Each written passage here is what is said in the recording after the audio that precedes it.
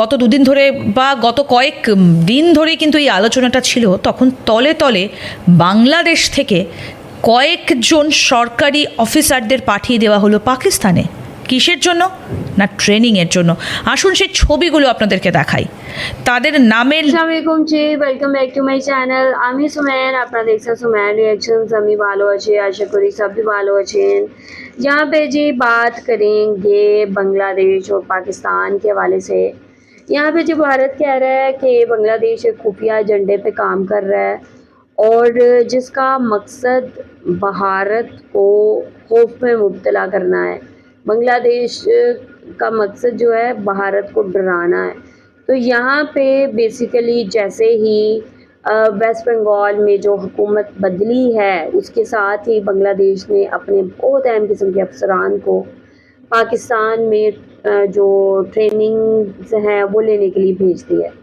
यहाँ पे जी भारतीय मीडिया ये सवाल उठा रहा है कि आखिर क्यों, जब बांग्लादेश के अंदर जो ट्रेनिंग स्कूल्स जो हैं वो मौजूद हैं, तो आखिर बांग्लादेश अपने ऑफिसर्स को पाकिस्तान में ट्रेनिंग्स के लिए क्यों भेज रहा है। इस चीज़ को बहुत ज़्यादा बारीक बीनी से देख रहा है भारत और खौफजदा है कि आखिर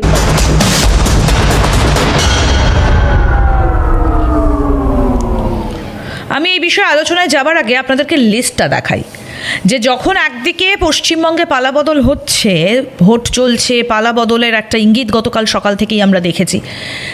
গত দুদিন ধরে বা গত কয়েক দিন ধরেই কিন্তু এই আলোচনাটা ছিল। তখন তলে তলে বাংলাদেশ থেকে কয়েকজন সরকারি অফিসারদের পাঠিয়ে দেওয়া হলো পাকিস্তানে।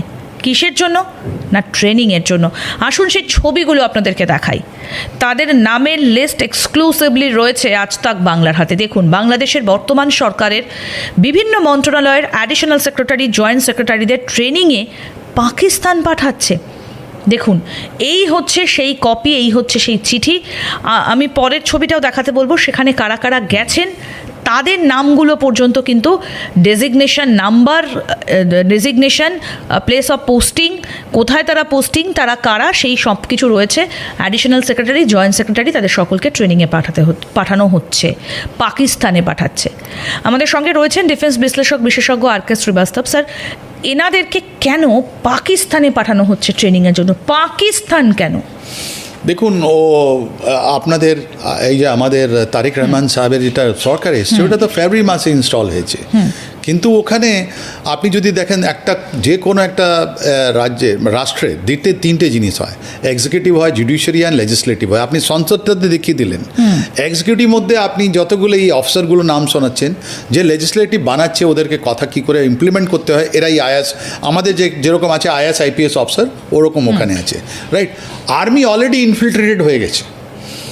বাংলাদেশের আর্মির মধ্যে অনেক লোককে সরানো হয়েছে যারা প্রো পাকিস্তান ছিলেন, কিন্তু এদের ফরেন মিনিস্টার খলিলুর রহমান, যিনি ইউনুসের সঙ্গে ছিলেন, আমেরিকা থেকে এসছেন ফরেন মিনিস্টার, ওনার ওরিয়েন্টেশনটা কি এটা আপনি বুঝতে হবে আপনাকে।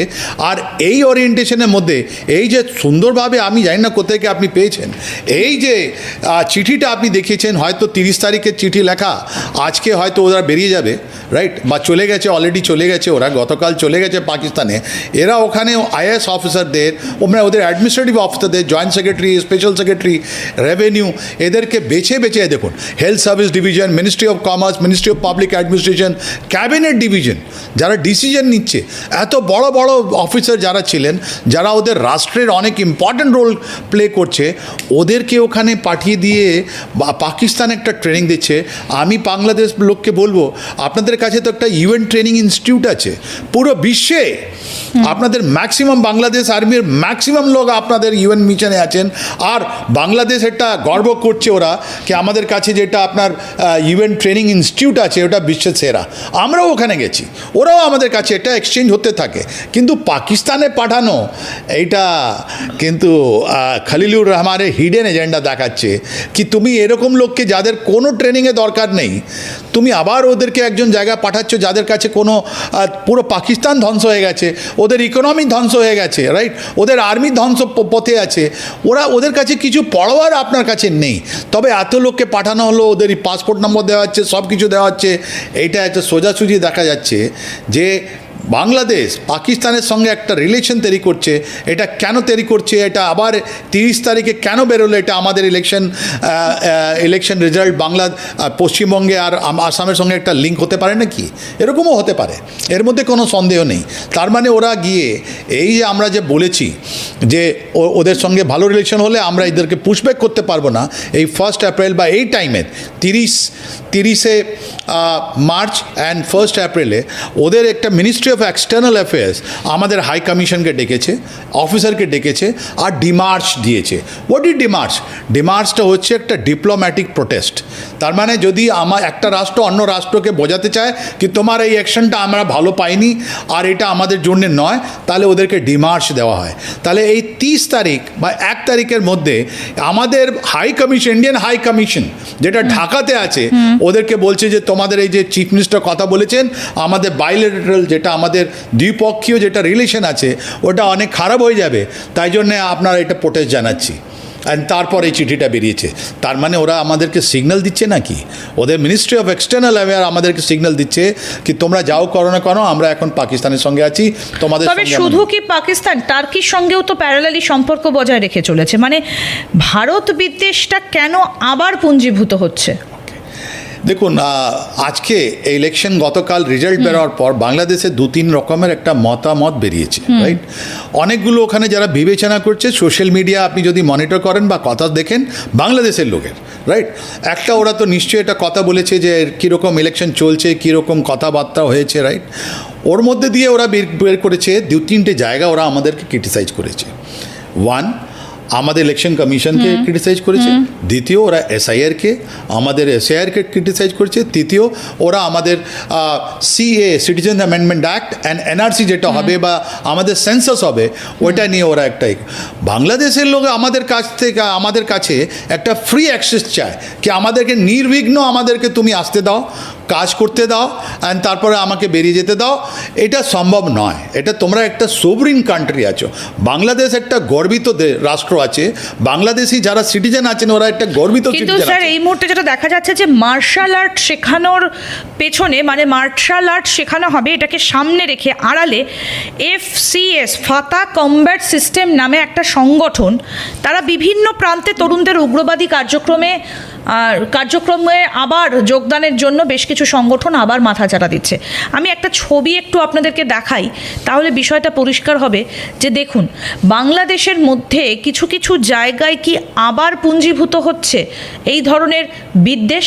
সেই ছবিটা আপনাদেরকে দেখাই, আমি প্রোডাকশন টিমকে বলবো এই ছবিটা দেখাতে। ইতিমধ্যেই কিন্তু এদের শনাক্ত করা হয়েছে। দেখুন এই হচ্ছে তাদের ছবি। এই যে সংগঠনটা, এরা কার্যক্রম সরাসরি শাহ আমানত সাবির নামক এক ব্যক্তির নেতৃত্বে তারা এই কার্যক্রম চালিয়ে যাচ্ছে। এর নেটওয়ার্কটা কিন্তু ইতিমধ্যেই ছড়াচ্ছে। এবং আরও আপনাদেরকে বলি, একটা বিদেশি দাতব্য সংস্থা এদেরকে টাকা দিচ্ছে, আর তার আড়ালে তেহরিকি তালিবান পাকিস্তান TTP এর সদস্য সংগ্রহের জন্য একটা কাজ পরিকল্পনা করছে। তেহরিকি তালিবান বাংলাদেশ প্রতিষ্ঠার চেষ্টা চালিয়ে যাচ্ছে। তলে তলে কিন্তু পাকিস্তান এই বিদ্বেষগুলো জারি রেখেছে।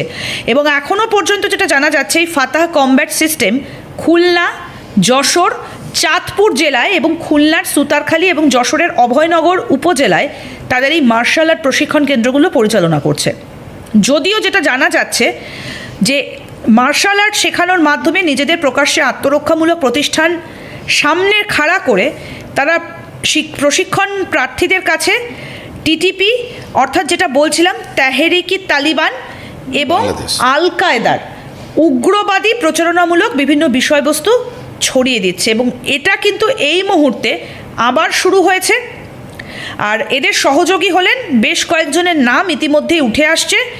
মোক্তার মাহফুজুর রহমান, একটা ফেসবুক, একটা সোশ্যাল মিডিয়া পেজ থেকে জানা যাচ্ছে যে সে বিভিন্ন জায়গা ঘুরে বেড়াচ্ছে, এই ফাতাহ কমব্যাট সিস্টেমের পরিচালিত কেন্দ্রগুলোতে প্রশিক্ষক হিসেবে দায়িত্ব পালন করছে। আর এই নেটওয়ার্কে যেসব সদস্যকে শনাক্ত করা হয়েছে তারা কারা?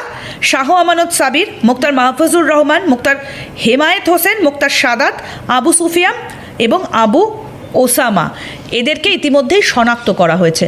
তাহলে কি কোথাও গিয়ে স্যার এবার আপনার কাছে যেটা জানতে চাইবো যে তাহলে কি আবার নতুন করে অশান্ত করার একটা চেষ্টা তলে তলে পাকিস্তান থেকে চালিয়ে যাচ্ছে বাংলাদেশের ভেতর?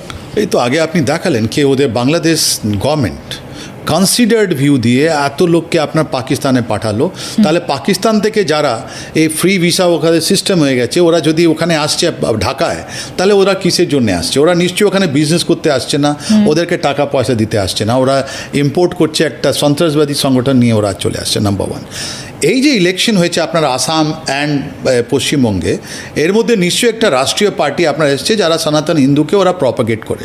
তাহলে এই থট প্রসেসকে কাউন্টার করার জন্য ওখানে যারা মৌলবাদী যারা আছেন ওরা বলছে যে আমাদেরকে এরকম সংগঠন তৈরি করতে হবে, তার মানে ওখানে ইসলামিক ফান্ডামেন্টালিস্ট অর্গানাইজেশন যেটা আছে ওরা তৈরি হচ্ছে।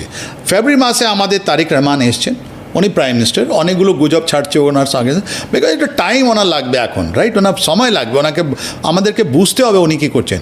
কিন্তু ওনার আসার পর আপনি এবিটি কথাটা শুনেছেন? আনসুল্লাহ বাংলাদেশ টিম, এবিটি যেটা সন্ত্রাসবাদী সংগঠন, বা জেএমবি জামাতুল মুজাহিদিন বাংলাদেশের কোনো একটা কথা শুনেছেন আপনি? না, আপনি শোনেননি, বিকজ একটা ইলেক্টেড গভর্নমেন্ট আসার পর এই ইলেক্টেড গভর্নমেন্ট যদি বাংলাদেশের সরকার যদি না চায় কোনো সন্ত্রাসী সংগঠন বা কোনো লোক ওখানে এরকম অ্যাক্টিভিটিস করতে পারে না। অ্যান্ড তার মধ্যে এবিটি আর তার মধ্যে জেএমবির মতন জিনিস, রাইট, আর হিজবুত তহরিরের মতন অর্গানাইজেশন বা খেলাফতের মধ্যে অর্গানাইজেশন, যিনি বিএনপি যিনি প্রাইম মিনিস্টার আছেন উনি তো পারমিশন দেবেন না। It's too young. ওখানে তো অনেকগুলো চোখ লেগে আছে আপনার ঢাকার দিকে, ওরা কী করছে। ওদের একটা নিজের একটা এনার্জি ক্রাইসিস হয়েছিল ইন্ডিয়ার সঙ্গে, একটা বন্ধুত্বভাবে উনি বললেন আমাকে ডিজেল পাঠাও, আমরা এই ইরানের টাইমে আপনাকে এই ডিজেল পাঠিয়েছি, রাইট?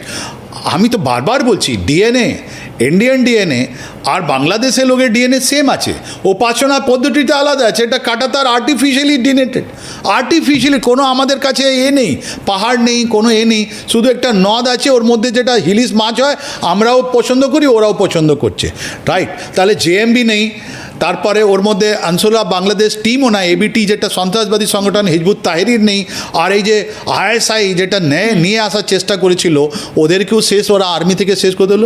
এই যে খলিলুর ओके जी, ये रिपोर्ट आप लोगों ने देखी है। यहाँ पे जी बांग्लादेश एक सीक्रेट एजेंडे पे काम कर रहा है और इसी सीक्रेट एजेंडे को लेके बांग्लादेश ने अपने बहुत अहम किस्म के अफसरान को पाकिस्तान भेजा है और पाकिस्तान में उनको ट्रेनिंग दी जा रही है। अब ये चीज़ भारत को बिल्कुल पसंद नहीं आ रही, भारत को खटक रही है कि आखिर क्या बात है कि बांग्लादेश जो है पाकिस्तान के करीब हो रहा है। पाकिस्तान और बांग्लादेश के जो रिलेशंस हैं वो मज़ीद बेहतर होते जा रहे हैं। जो चीज़ हमने कभी नहीं सोची थी वो चीज़ अब हो रही है और यहाँ पे बांग्लादेश डिफेंस लेवल पे अपने आप को हर दिन जो है मजबूत करता जा रहा है। ये चीज़ भारत को बिल्कुल पसंद नहीं आ रही। जाहिर सी बात है, बांग्लादेश जब जब अपनी डिफेंस की पावर को मजबूत करने की कोशिश करता है भारत उसके ख़िलाफ़ जाता है।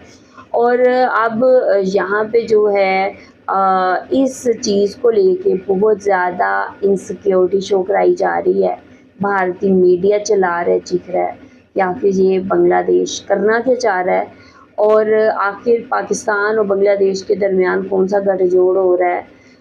क्या बांग्लादेश पाकिस्तान के साथ मिलकर भारत पे हमला करवाना चाहता है। सो इस तरह की बहुत सारी चीज़ें हैं जो भारत की जानिब से शो कराई जा रही हैं कि क्या ऐसा होने जा रहा है। और अगर बांग्लादेश को ट्रेनिंग लेनी ही थी तो अपने मुल्क के अंदर लेता, यहाँ पे क्यों ट्रेनिंग्स ली जा रही हैं। तो बहुत अहम किस्म की बातें जो है इन्होंने रिपोर्ट्स में की हैं, इस रिपोर्ट में की हैं। और आप लोग देख सकते हैं कि भारत क्या जो पावर के बढ़ते हुए देख के भारत की किस तरह चीखें निकल रही हैं और भारत जो है बहुत ज़्यादा खौफ का शिकार हो चुका है।